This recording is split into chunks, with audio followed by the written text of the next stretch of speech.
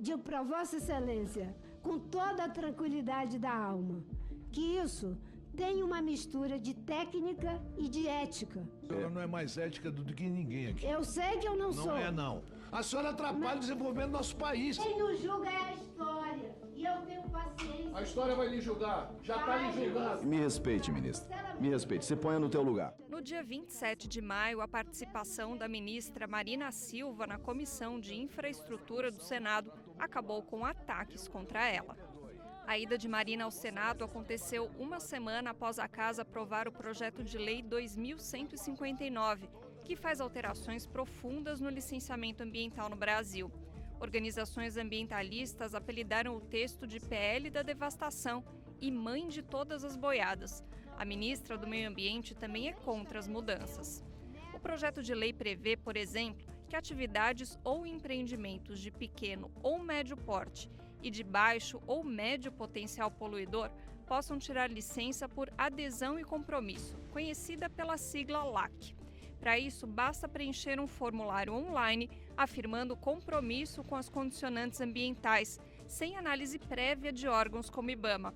Na prática, significa autolicenciamento. Outro ponto polêmico é a isenção de licenciamento para a agropecuária, nos casos de cultivo de espécie de interesse agrícola e de pecuária extensiva, semi-intensiva e intensiva de pequeno porte.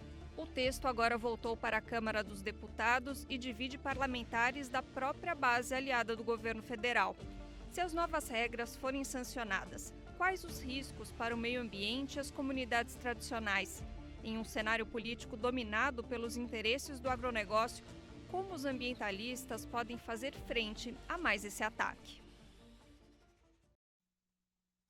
Olá, está começando o BDF Entrevista. Eu sou Luana Ibelli. Para esse papo sobre PL da devastação e outros assuntos da questão ambiental no Brasil, eu recebo o climatologista Carlos Nobre. Professor Carlos, muito obrigada, viu, por estar aqui com a gente hoje para debater esses assuntos. Muito obrigado, uma grande satisfação. Vamos lá, professor. Muitos ambientalistas, ativistas aí da causa ambiental dizem que o PL da devastação pode ser um retrocesso de 40 anos na nossa luta por questões ambientais, enfim, por avanços. Quais são os pontos que mais te preocupam nesse PL? Sem dúvida, esse PL ele vem tentando dar muito peso político para o que o agronegócio vem fazendo, como você falou, há 40 anos. E o início dele foi em 2021, na Câmara dos Deputados, que é realmente dar uma autorização total para o agronegócio, a mineração, a infraestrutura se expandir enormemente em todos os biomas brasileiros. E quando a gente olha politicamente, o que o agronegócio sempre defendeu foi que dos 8,5 milhões de quilômetros quadrados do Brasil, eles queriam 2/3 se tornar agropecuária. Inclusive com toda a infraestrutura, rodovias, para toda essa região. Isso é totalmente desnecessário. O Brasil é um dos maiores países do mundo. Já quase 3 milhões de quilômetros quadrados estão sendo utilizados pelo agronegócio. Então, parece que eles querem mudar a lei para facilitar demais, acelerar essa expansão permanente do agronegócio em todos os biomas brasileiros. Isto é um absurdo. Por quê? Porque nós já estamos, em função da mudança climática e em função dos desmatamentos, essa interação sinergística dos desmatamentos, principalmente da floresta amazônica, do cerrado, da caatinga, da Mata Atlântica, e o aquecimento global, que tem causado fenômenos extremos de secas, de ondas de calor, até mesmo às vezes de chuvas excessivas que acabam atacando muito até a agricultura. Essa interação sinergística, e a ciência mostra isso com muita clareza, ela está colocando a floresta amazônica grande parte do Cerrado e também uma parte substancial da Caatinga num risco enorme de degradação. A floresta amazônica poderia se transformar em um sistema de dossel aberto altamente degradado. Grande parte do Cerrado se tornaria semi-árido. A Caatinga ela já se estendeu 200 mil quilômetros quadrados nos últimos 30 anos, ali no oeste da Bahia do Maranhão. Quer dizer, a Caatinga já está vindo para o Cerrado. O Pantanal já diminuiu muito, ele pode desaparecer antes de 2100. E também a Caatinga, o norte da Bahia, já diminuiu muito a chuva ali, pode virar um semideserto. Então, todos esses biomas estão na beira desse ponto de não retorno, que nós chamamos. Inúmeros cientistas aqui no Brasil e fora do Brasil têm estudado isso. Eu fui o primeiro cientista, 35 anos atrás, que publicou 2 artigos, 1990 e 91, que os artigos diziam: se o desmatamento aumentar muito na Amazônia, ela passa do ponto de não retorno, pelo menos 50% se autodegradam. Agora a ciência mostra que todo o sul da Amazônia está na beira do ponto de não retorno. Então, o risco até 70% da Amazônia antes de 2100 pode se autodegradar. Então, não tem nenhum sentido esse projeto de lei que vai na direção de acabar com esses biomas. O que nós precisamos urgentemente são projetos de lei que levem a zero desmatamento de todos os biomas. Isso é uma política do governo federal de agora, para até 2030 zerar o desmatamento, mas também precisamos zerar a degradação, o fogo. O ano passado tivemos boas notícias, uma redução de desmatamento da Amazônia. Em muitos anos, o primeiro ano que reduziu no Cerrado, na Caatinga. Então, mas foi o ano de maior número de incêndios em décadas. Explodiram mais de 240 mil incêndios na Amazônia, no Cerrado, no Pantanal e no sudeste do Brasil em 2024. Mais de 95% dos incêndios foram humanos, não foram descargas elétricas causando incêndios na vegetação. Então, tudo isso coloca um enorme risco. Então, o projeto de lei deve ser zerar o desmatamento, a degradação, o fogo, e também criar, para impedir os pontos de retorno, é essencial, além de zerar o desmatamento, a degradação e o fogo, restaurar. Nós temos que restaurar grande parte desses biomas. A Amazônia, ela já desmatou toda a Amazônia, uns 18%, a Amazônia brasileira 23%, e nós temos que restaurar grande parte dessa área desmatada e degradada. E o Brasil lançou um belíssimo projeto na COP28 em Dubai, em dezembro de 2023, o Arco da Restauração. Restaurar 240 mil quilômetros quadrados em todo o sul da Amazônia brasileira. Mas nós também precisamos fazer isso com o Cerrado. 52% do Cerrado já foi desmatado, 50% da Caatinga. Então, além de zerar o desmatamento, a degradação, o fogo, nós temos que ter projetos de lei que criem todos os mecanismos e o financiamento para restaurarmos a maioria desses biomas. E para isso é totalmente factível manter uma alta produção de alimentos, de produtos do agronegócio, da agropecuária, como?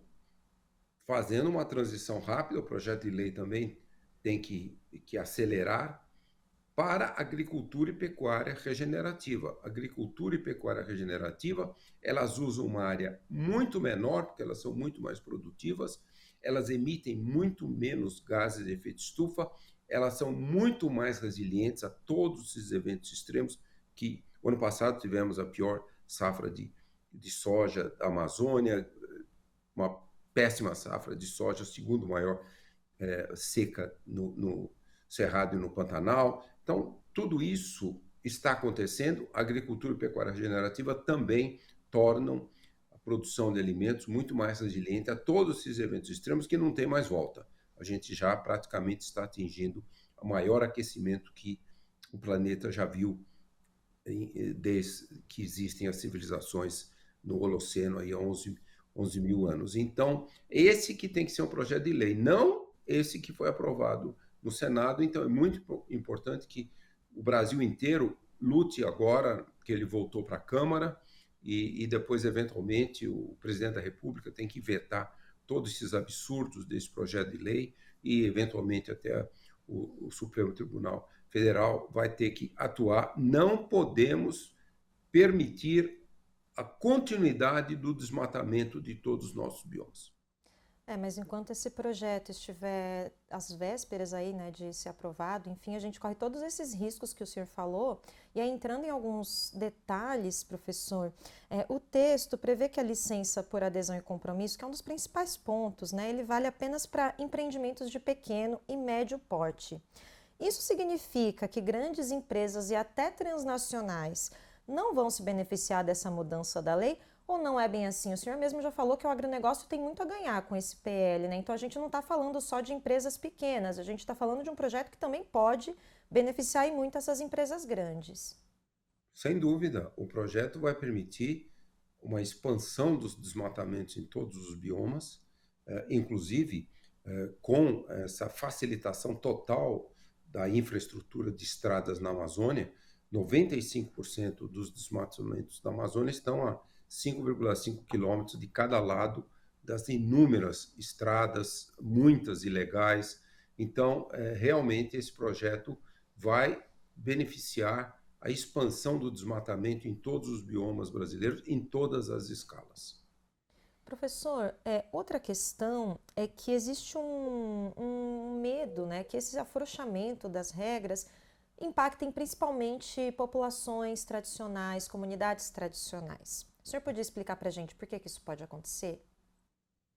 Sem dúvida, porque o que nós vimos por muitas e muitas décadas é a expansão do agronegócio invadindo comunidades indígenas, quilombolas, ribeirinhos. Isso continua a acontecer, porque quando a gente olha por muitas e muitas décadas, desde que se tentou controlar o desmatamento da Amazônia,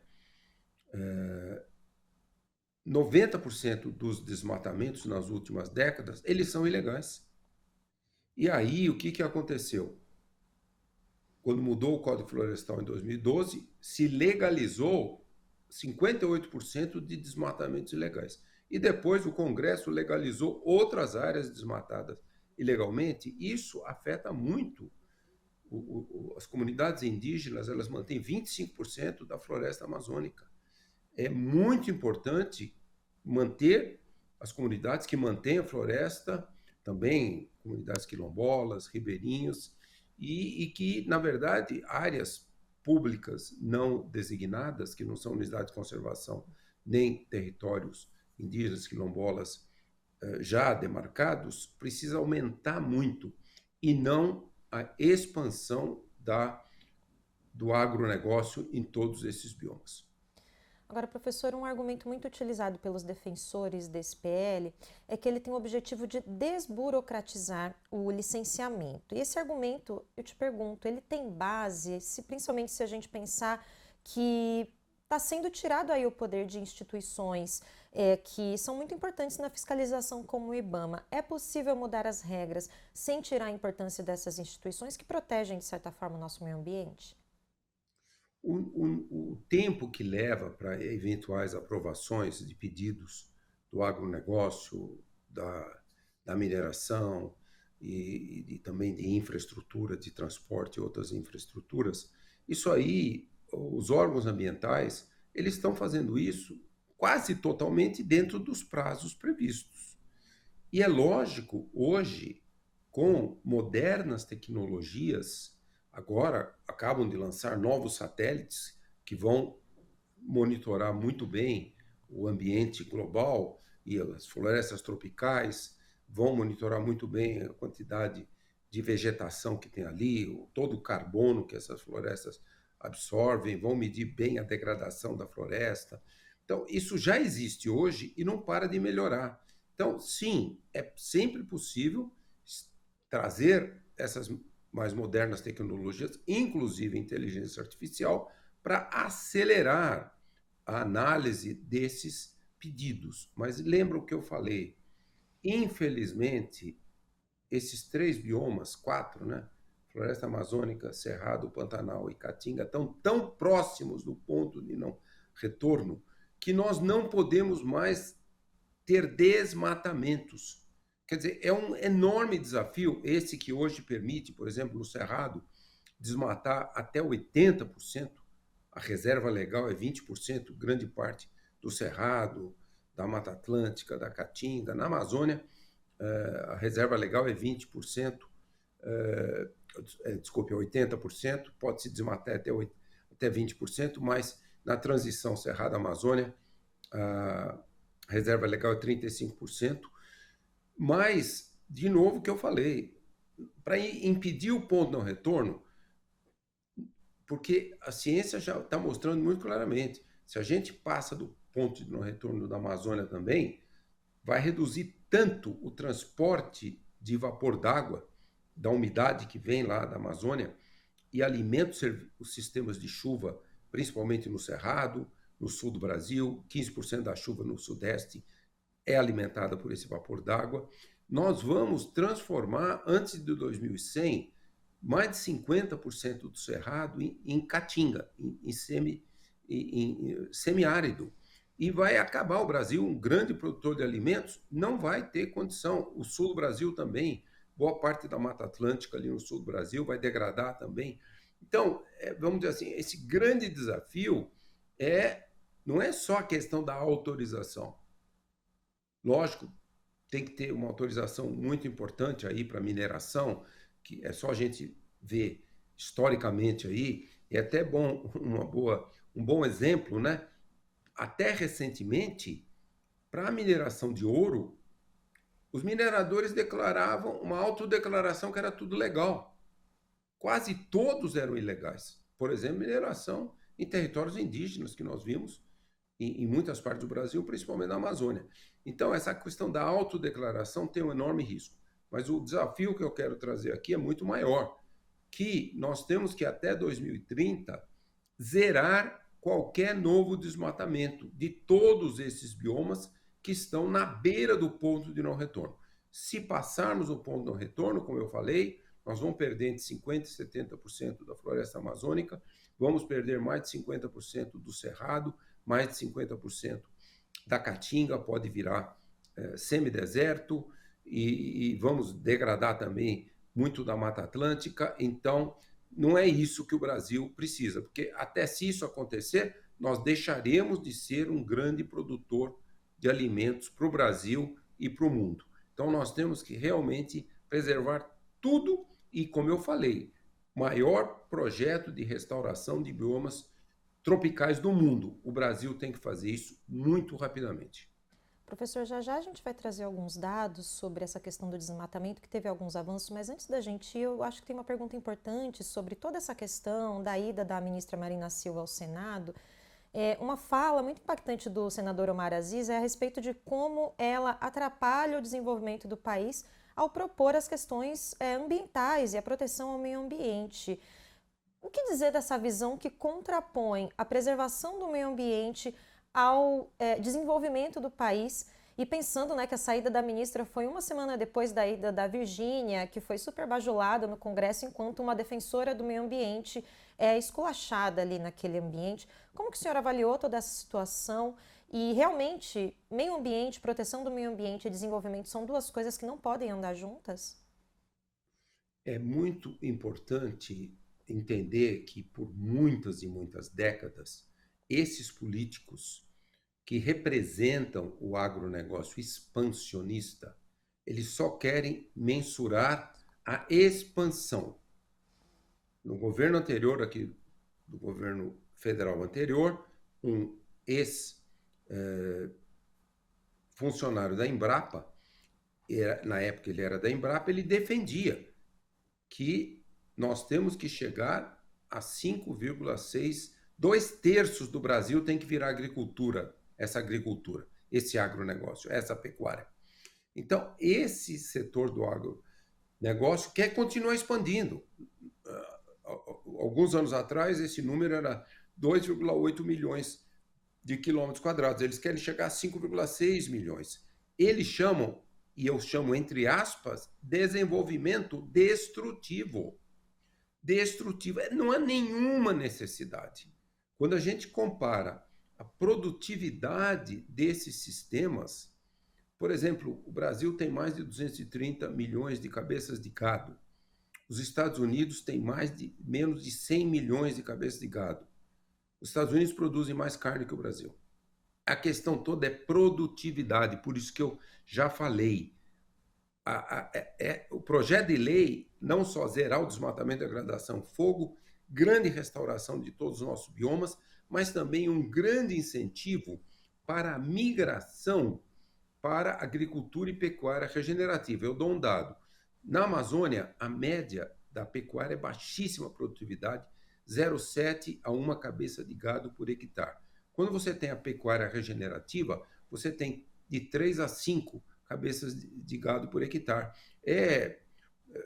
Vamos dizer assim, até 100% mais produtiva. Agricultura, a mesma coisa. É muito mais produtiva quando é a agricultura regenerativa. O Brasil aprovou o Congresso, quer dizer, não esses políticos, mas lá atrás, em 2010, o Plano de Agricultura de Baixo Carbono, para reduzir as emissões de toda a agricultura brasileira. Isso é 15 anos atrás, mas fazendas pecuárias, em 15 anos, não mais do que 15% só migraram para uma pecuária mais regenerativa, sem desmatamentos. Esse número é muito pequeno. Então, esse o grande desafio. Também, um novo projeto de lei deve criar os mecanismos financeiros para acelerar todo o agronegócio, os pecuaristas, os agricultores que queiram rapidamente migrar para a agricultura e pecuária regenerativa. Ela emite muito menos gases, é muito mais resiliente, é muito mais produtiva e também é mais lucrativa, faz até sentido econômico para os agricultores e pecuaristas, mas a transição está muito lenta e politicamente esse setor sempre eles defenderam que tem que chegar a 2/3 do Brasil ser propriedade do agronegócio. Isso não é desenvolvimento, isso é destruição. Tá bom, professor, vamos falar dos últimos dados de desmatamento que a gente tem. Olha só, apesar de todas essas investidas do Congresso contra a pauta ambiental, também tem o que a gente chama de boa notícia nesse tema. No ano passado, 5 dos 6 biomas brasileiros tiveram redução no desmatamento em comparação com 2023. Em 2024, o desmatamento no Brasil foi 32,4% menor do que no ano anterior. Com exceção da Mata Atlântica, todos os biomas tiveram queda no índice de devastação. Os dados são do relatório anual do desmatamento no Brasil, divulgados em maio. No Pantanal, a redução foi de 58,6%. No Pampa, de 42,1%. No Cerrado, 41,2%. Na Amazônia, 16,8% e na Caatinga, 13,4%. Já a Mata Atlântica registrou um pequeno aumento de 2% no desmatamento, considerado um cenário de estabilidade. Apesar do avanço, o Brasil ainda está longe do desmatamento zero. Em 2024, o país perdeu mais de 1.200.000 hectares de vegetação nativa. Isso equivale a mais de 140 campos de futebol por hora. Mais da metade da área devastada está no Cerrado. Pelo segundo ano consecutivo, o bioma registrou a maior área de desmatamento no Brasil, ultrapassando a Amazônia. E boa parte da área desmatada no Cerrado teve autorização. Segundo o Ministério do Meio Ambiente e Mudança do Clima, a queda no desmatamento é resultado de fiscalização reforçada, ações em parceria com a Polícia Federal, a Polícia Rodoviária Federal e as Forças Armadas, e a revogação de decretos que enfraqueciam o controle ambiental.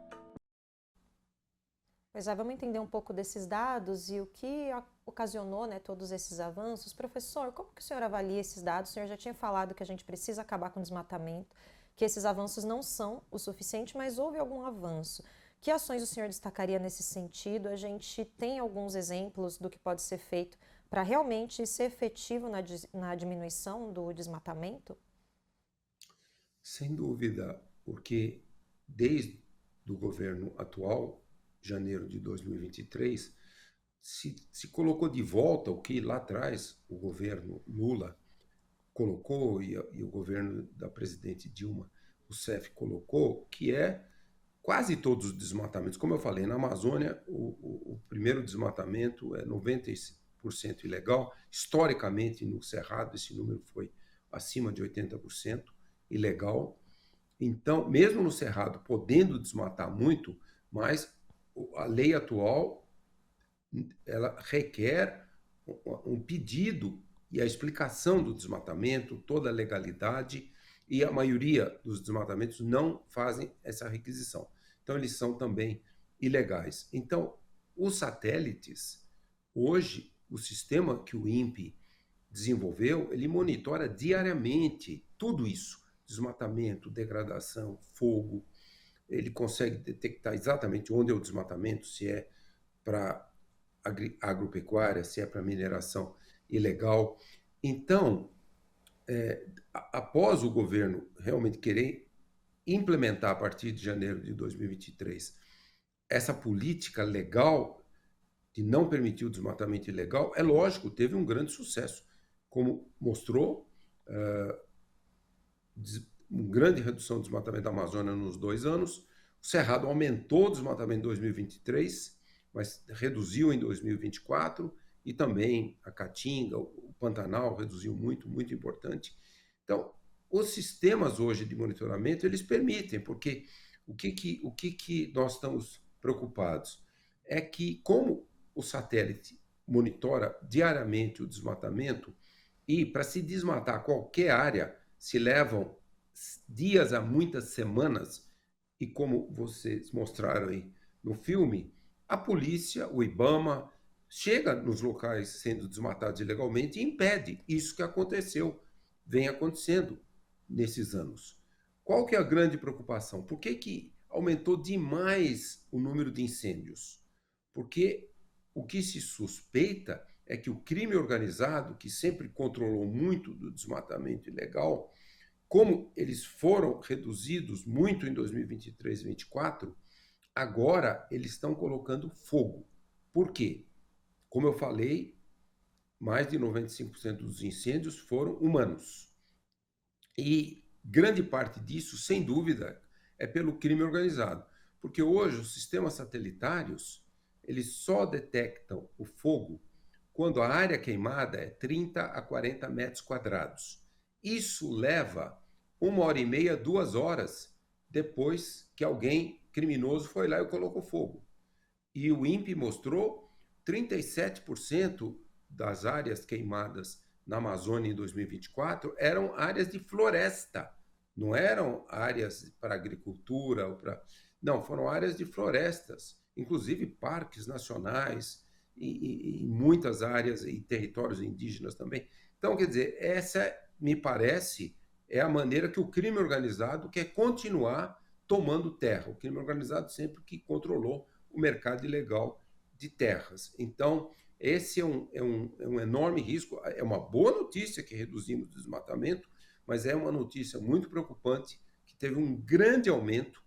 Por mais que reduziu o desmatamento, os incêndios aumentaram demais. O ano passado foi um ano de super seca, recorde na Amazônia, uma segunda grande seca no Cerrado, 2020 foi uma super seca. Então, lógico, os incêndios eles espalham muito rapidamente, porque a floresta está muito inflamável por causa da seca, da onda de calor, mas alguém foi lá e colocou fogo. Então, vem um desafio muito grande agora, é combater o crime organizado. É o crime que sempre esteve por trás do desmatamento ilegal e agora está usando fogo para fazer o desmatamento. E apesar disso, tem esse ponto que o senhor acabou de falar, que são as influências dos extremos climáticos. Isso também colabora muito para essa situação que a gente está vendo, professor? Sem dúvida, porque, por exemplo, lá atrás nós tínhamos uma seca mais severa na Amazônia a cada 20 anos. Então, tinha uma seca mais severa, naquele ano de seca, diminui a produção da floresta, ela degrada um pouco, mas depois você tem um período de muitos anos, décadas, 1, 2 décadas, de clima normal, às vezes com bastante chuva, e isso faz uma área que foi degradada na estação seca se recuperar. Agora, pela primeira vez em muito tempo, em milhares e milhares de anos, nós tivemos 4 secas muito fortes em 20 anos. 2005, 2010, 2015, 16, 2023, 24, a maior seca da Amazônia. Tivemos também 2 super secas no Cerrado, 2020, depois de novo, 23, 24. Então, isso só para mostrar que os eventos climáticos extremos também trazem um enorme risco para todos os ecossistemas do mundo, mas também, logicamente, para todos nossos ecossistemas, batendo esses recordes de super secas e ondas de calor, e lógico, às vezes até excesso de chuva, como nós vimos lá no Rio Grande do Sul. Isso também traz um risco bastante grande para também, até para a agropecuária, trouxe um risco muito grande lá no Rio Grande do Sul. Bom, tem um outro tema muito importante para a agenda ambiental do Brasil, que é a exploração de petróleo no Foz do Amazonas. Vamos entender o que está em jogo. A Foz do Amazonas voltou ao centro do debate ambiental no Brasil. A Petrobras quer autorização para pesquisar a existência de petróleo na região. A área fica a cerca de 175 quilômetros da costa do Amapá, num trecho rico em biodiversidade, com o maior cinturão de manguezais do planeta e corais que só foram descobertos há poucos anos. Ambientalistas alertam para os riscos de derramamento de óleo e cobram mais pesquisas científicas antes de qualquer decisão sobre a exploração. A proposta conta com o apoio do presidente Lula e da nova presidenta da Petrobras, Magda Chambriard. O argumento é que a margem equatorial pode financiar a transição energética e garantir soberania sobre os recursos nacionais. Mas comunidades tradicionais da região rejeitam a proposta. Pescadores artesanais temem acidentes com embarcações e a fuga do pescado. Povos indígenas também denunciam a falta de consulta prévia e alertam para o risco de contaminação dos rios e do mar, que pode atingir diretamente suas terras, a pesca e o acesso à água limpa. Em pleno ano da COP30, que será realizada em Belém, a pressão por coerência ambiental cresce. Ativistas questionam: será que explorar petróleo na Foz do Amazonas é mesmo uma opção para um país que pretende liderar a agenda climática global? Pergunta fundamental de ser respondida esse ano ainda, né, professor, diante de todo esse calendário que a gente tem aí da pauta ambiental. E aí eu te pergunto, o próprio presidente Lula afirmou, como a gente viu aí no nosso VT, que o dinheiro vindo desse petróleo poderia financiar a transição energética no Brasil. Tem fundamento esse argumento? Como que o senhor avalia isso? Hoje, a energia renovável, principalmente a energia solar e eólica, e biocombustíveis também, essas formas de energia são muito mais baratas do que a energia, vamos dizer assim, a termoelétrica pelo petróleo, pelo gás natural, pelo carvão. Veja que até mesmo recentemente agora o preço da energia elétrica sobe um pouco, porque secas influenciaram muitas hidrelétricas. Então, portanto, não há realmente o dinheiro eventual de petróleo não é obrigatório para a gente dar uma grande escala. O Brasil é um dos países que menos utiliza combustíveis fósseis para energia. Por exemplo, de todas as nossas emissões nos últimos 2 anos, aí, uns 26% vem da queima de combustíveis fósseis. Isso é muito diferente da China. 75% das emissões dos gases de efeito de estufa na China são carvão, petróleo, gás natural. Então, realmente, o Brasil pode ser um país muito rápido de transição energética e, na minha opinião, não é necessário o dinheiro do petróleo, porque a energia que vem do petróleo, do gás natural, ela é muito cara e ela prejudica muito a economia de qualquer país, inclusive o nosso país, que tem um dos melhores potenciais de energias renováveis. E é muito preocupante esse aspecto, porque, como a matéria mostrou, é lógico, existe um risco, sim, de um vazamento de petróleo do fundo do oceano, do pré-sal. Nós tivemos um vazamento em 2010 da companhia britânica British Petroleum no Golfo do México e ficaram um período quase 100 dias vazando antes da companhia conseguir fechar o vazamento. Isso gerou um número, mais de 190 milhões de barris explodiram ali no Golfo do México, esse petróleo chegou na costa, afetou muito a biodiversidade. Então, esse risco, ele não é zero em qualquer lugar do mundo. Ele não é zero. Então, como o Brasil tem um gigantesco potencial de energias renováveis, inclusive agora ali perto, ao norte de Fortaleza, a primeira usina de hidrogênio verde, tem um enorme potencial de hidrogênio verde em todo o mundo, e o Brasil também tem um grande potencial de gerar uma gigantesca quantidade de hidrogênio verde, que também poderá ser um hidrogênio verde de exportação. Não precisa ficar com essa de exportar só petróleo. Então, se explorarmos só os combustíveis fósseis que já existem, nós podemos chegar no final do século 3, 4 graus. É um ecocídio para o planeta. Então, não tem muito sentido fazer nenhuma exploração em nenhum lugar do mundo. E nem no Brasil, nenhuma nova exploração. Ao contrário, para combater a emergência climática, não deixar a temperatura passar muito de 1,5 graus, nós temos que parar de explorar até o que já está em exploração. Portanto, esses são os dois argumentos. Pré-sal, sim, um risco de como aconteceu lá no Golfo do México em 2010, esse risco existe, é um risco altíssimo, mas também não podemos explorar nem o que já está sendo explorado até o fim para nós realmente salvarmos o planeta. Pois é, se não pode explorar nem o que já existe, imagina mais exploração ainda, né, professor? Agora, a Petrobras, ela tem como plano estratégico perfurar 16 poços em toda a extensão da margem equatorial. Mas, por enquanto, ela só conseguiu autorização do IBAMA para perfurar 2, o que mostra aí também, né, a função dos nossos órgãos regulatórios. A presidenta da Petrobras já criticou o IBAMA por isso, e aí eu te pergunto, professor, como o senhor avalia essa posição, né, da Petrobras nisso tudo? Olha, vamos lembrar, lá atrás, em 2003, a Petrobras criou pela primeira vez a Diretoria de Transição Energética. Até mesmo muitas empresas de petróleo elas sempre tiveram um discurso, né, com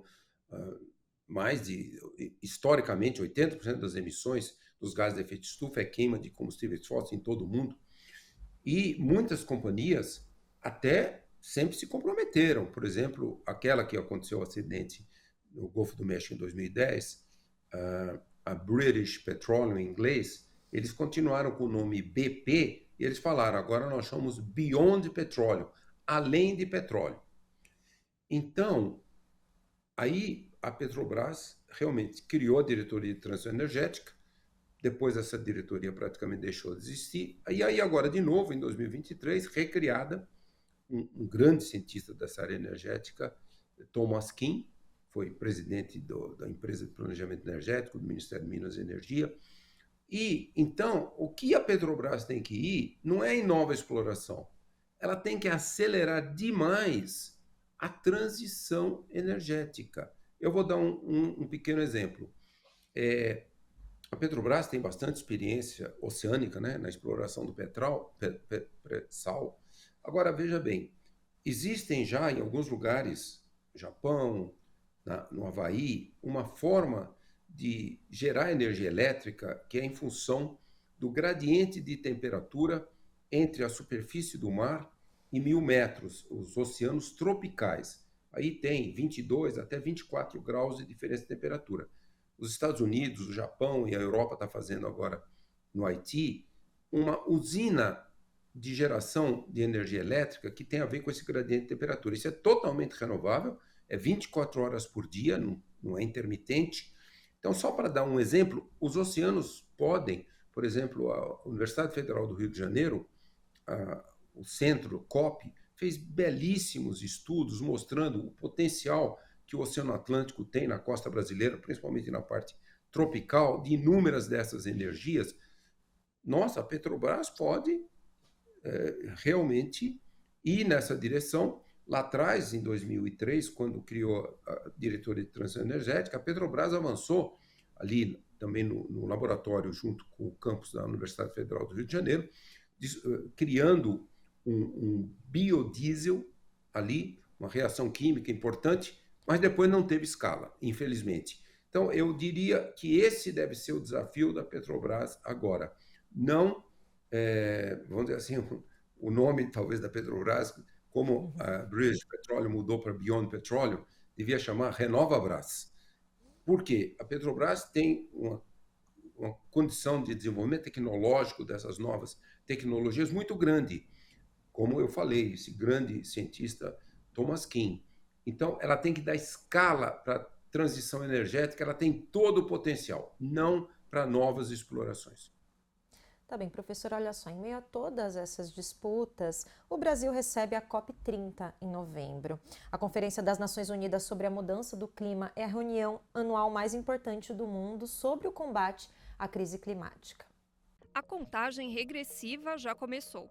Em novembro, Belém do Pará vai receber chefes de Estado, cientistas e ativistas do mundo inteiro para a COP30, a Conferência da ONU sobre o Clima. Mas não são só os governos que se preparam. Povos indígenas, quilombolas e movimentos populares se organizam para garantir voz e presença na conferência. A expectativa é que a COP30 traga avanços em temas urgentes: redução das emissões de gases do efeito estufa, justiça climática, proteção dos territórios e financiamento direto para quem vive e cuida da floresta. Mais de 1 bilhão e 300 milhões de reais serão investidos em Belém, com obras de saneamento, mobilidade e revitalização do centro histórico. Mas o Pará, sede do evento, também carrega contradições.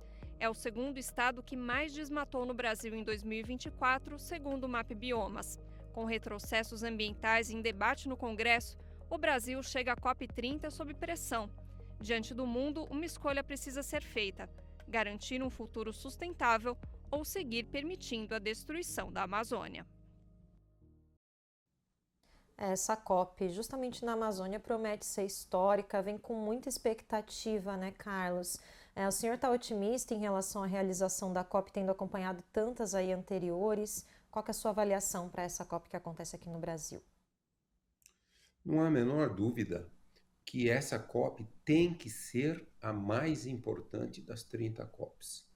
Quando a gente olha as 29 COPs, as duas mais importantes foram a COP 21, em 2015 em Paris, que gerou o Acordo de Paris. Todos os países concordaram em reduzir voluntariamente as emissões dos gases de efeito estufa para não deixar a temperatura passar de 2 graus, idealmente 1,5 graus. Depois, a COP 26 em Glasgow, Escócia, em 2021, ela falou: não podemos de jeito nenhum passar de 1,5 graus, porque a ciência, o IPCC, tinha publicado um relatório muito importante mostrando o que aconteceria com o planeta se passasse de 1,5 graus. Todos os países, 196 países, assinaram, inclusive o Brasil. E aí, o que acontece?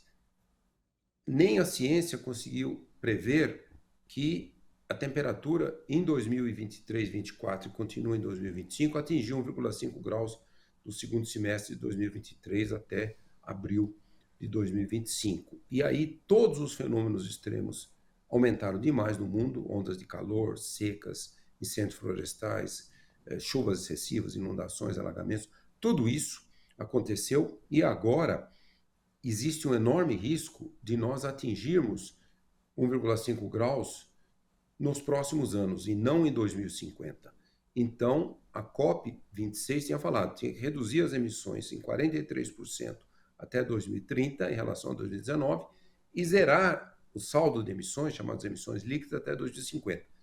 A ciência está começando a indicar agora que nós precisamos acelerar muito mais, zerar as emissões líquidas, não 2050. O presidente Lula foi muito brilhante no final do G20, no Rio, em novembro, quando ele falou: vamos zerar as emissões líquidas em 2040, não mais que 2045. Provavelmente 2040, até porque, por 4 anos pelo menos, os Estados Unidos estão fora do Acordo de Paris. Historicamente, os Estados Unidos é o país que mais emitiu, 20% de todos os gases de efeito estufa. Então, todos os países que estarão lá terão uma enorme responsabilidade de acelerar aquilo que o presidente Lula colocou no G20. Então, essa tem que ser, vai ser, sem dúvida, a mais importante das 30 COPs, como foi o Acordo de Paris e depois a COP26, de acelerar a busca de soluções sustentáveis para o planeta, porque senão nós vamos para um suicídio ecológico para o planeta. Nós podemos, se a temperatura chegar a 2,5 graus em 2050, nós podemos atingir 3, 4 graus em 2100.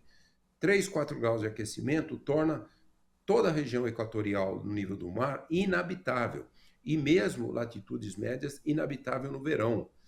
Por exemplo, a cidade como Rio de Janeiro, mais de 200 dias inabitável. Então, nós não podemos ir nessa direção. Então, a COP30 terá que ser a mais importante das 30 COPs. Todos os países realmente concordando com a criação desse fundo que não foi criado, não foi expandido na COP29 o ano passado, que era, o estudo mostrou que para fazer rapidamente a transição energética, reduzir as emissões e aumentar demais a adaptação de bilhões de habitantes muito vulneráveis aos eventos extremos, teria 1,3 trilhão de dólares. Eles conseguiram a aprovação de 300 bilhões a partir de 2026, mas isso com os Estados Unidos ali aprovando. Agora, nem mais os Estados Unidos vão contribuir. Então, mas é isso. COP30, a mais importante das 30 COPs. Vamos, sim, na linha do que o presidente Lula já falou, zerar as emissões e, na nossa opinião, nós vamos lançar agora, brevemente, um estudo que nós estamos fazendo, mostrando que o Brasil pode zerar as emissões líquidas em 2040, totalmente factível, o caso do Brasil, e aí sim, vamos fazer todos os países assinarem isso e, de novo, todos os países criarem esses fundos para rapidamente fazer a transição energética no mundo, a transição para agricultura e pecuária regenerativas e, igualmente, na COP29 no Azerbaijão, eu estava lá, quando os países, no cálculo, tinham feito 500, 600 bilhões de dólares por ano para aumentar a capacidade de adaptação de bilhões de habitantes vulneráveis, países pobres, inclusive aqui no Brasil isso é muito comum. Então, é isso. Eu estou otimista, sim, que a crise climática explodiu tanto agora em 2023, 2024, continua em 2025, que terá que ser a mais importante de todas as COPs. Professor, para a gente encerrar, qual é o papel do Brasil nisso tudo? O senhor acabou de falar da responsabilidade dos países mais ricos aí, né, que também são os principais responsáveis pela poluição, enfim. O Brasil tem poder de pressão em cima desses países. Qual é o papel do Brasil, ainda mais liderando aí, né, a COP30? Olha, quantitativamente, a maior parte das emissões, Estados Unidos, sim, historicamente foi 20% das emissões. Mas quantitativamente, quando a gente pega desde 1850,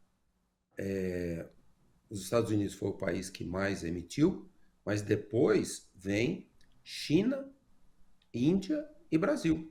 Então, as maiores emissões não foram só dos países mais ricos. Sim, altas emissões, mas são todos os países. São todos os países. Hoje, quando a gente pega as emissões de hoje, número 1 é China, número 2 é Estados Unidos, número 3 é Índia, número 4 é Rússia, União Europeia número 5, agora a Indonésia número 6, Brasil número 7. Então, realmente, esse é um desafio para todos os países. É lógico, os países ricos têm uma condição muito maior e melhor e obrigatória de financiar essa super rápida transição para emissões líquidas zero, para grande adaptação das populações. Mas todos os países têm que se comprometer. Não é só falar, ou os países ricos nos dão todo o dinheiro, ou a gente vai continuar aumentando as emissões e não protegendo bilhões de pessoas dos eventos climáticos extremos. É isso que eu espero muito da COP30, um desafio para todos os países do mundo. Tá bem, professor Carlos, muito obrigada, viu, por essa participação, por trazer tanta informação importante para a gente entender todo esse debate ambiental atual no Brasil. Eu que agradeço muito a oportunidade. Bom, e esse foi o nosso BDF Entrevista. Muito obrigada pela companhia até aqui e até a próxima. Tchau!